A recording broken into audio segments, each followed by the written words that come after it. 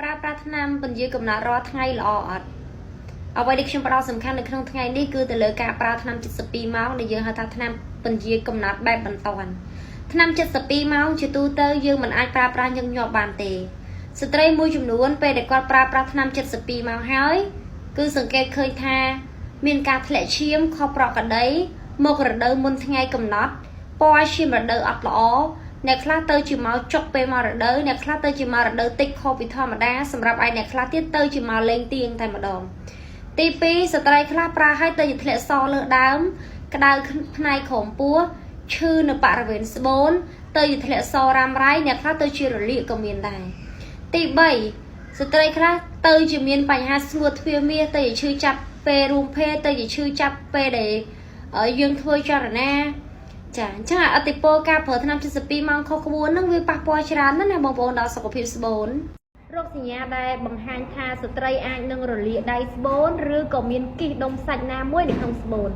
ទី1មានការធ្លាក់សលាយកកឈាមខុសប្រក្រតីឧស្សាហ៍ឈឺចុកឆ្អល់ណែនផ្នែកក្រោមថ្ងាសនៅបរិវេណក្រោមផ្ចិតចានឹងឈឺដៃស្បូនខាងឆ្វេងឬក៏ឈឺខាងស្ដាំមានអារម្មណ៍ថាអួណែនមានអីពើកន្ត្រាក់ខុសពីធម្មតា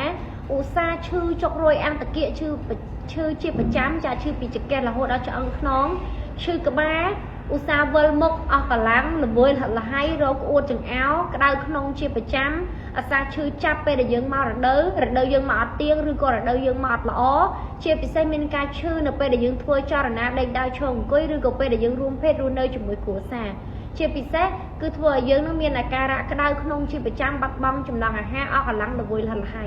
ទាំងនេះគឺជារោគសញ្ញានៃបញ្ហាតាក់ទងមួយគិសឬក៏រលាកស្បូនសូមមកស្ត្រីយើងប្រយ័ត្នបន្តិចតែមានផ្ទុកជំងឺកាមរោគមានរឿងមួយចំនួនដែលអាចជៀសវាងបានគួរជៀសវាងបើសិនជាយើងអត់ចង់ឲ្យជំងឺកាមរោគយើងវិវត្តធ្ងន់ធ្ងរទៅជាដំណាក់កាលមហារីកជំងឺកាមរោគគឺជាជំងឺឆ្លងតាមផ្លូវភេទកត្តាចម្បងតែម្ដងហើយជំងឺកាមរោគនេះ